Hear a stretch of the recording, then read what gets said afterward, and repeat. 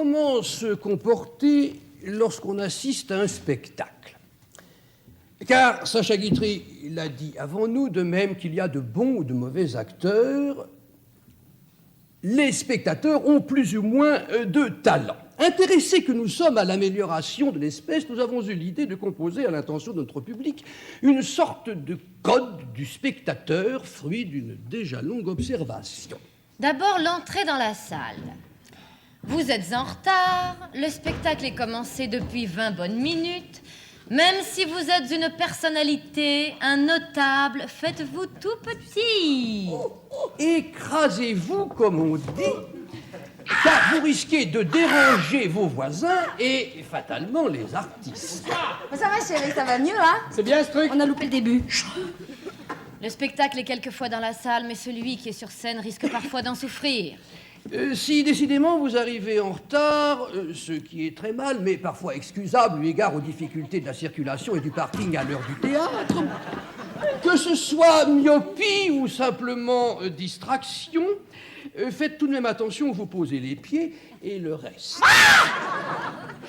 Dans le cas merveilleux d'un spectacle comique qui tiendrait ses promesses, laissez-vous aller bien sûr, riez, pouffez, esclaffez-vous, tordez-vous de bon cœur. Mais en évitant autant que possible de le faire à contre-temps et assorti de réflexions du genre... la tête qui flamme! Ouais, la tronche!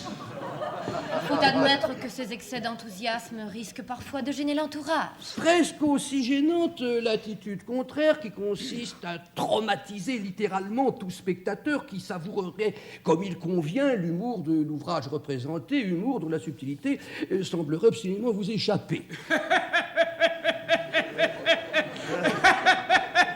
Oh! Oh, quel rire idiot! Madame, je suis désolé, je suis l'auteur.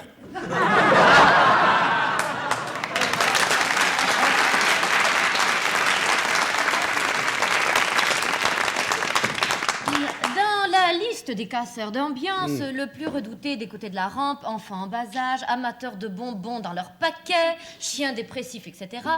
Le photographe, amateur ou professionnel, mérite une place de choix, tant il est vrai que la désinvolture de son comportement et son évidente indifférence aux péripéties de la représentation qui se déroule devant lui frisent quelquefois le sabotage.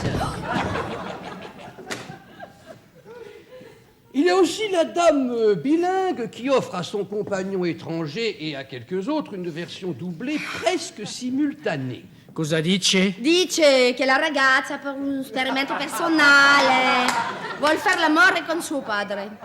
Che vergogna, che puttana!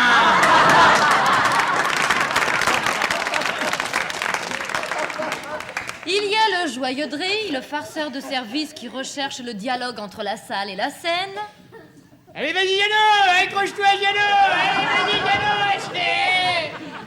Et puis, il y a les silencieux, qui ne réagissent pas, qui ne bronchent pas, qui ne rient pas, ne sourient pas.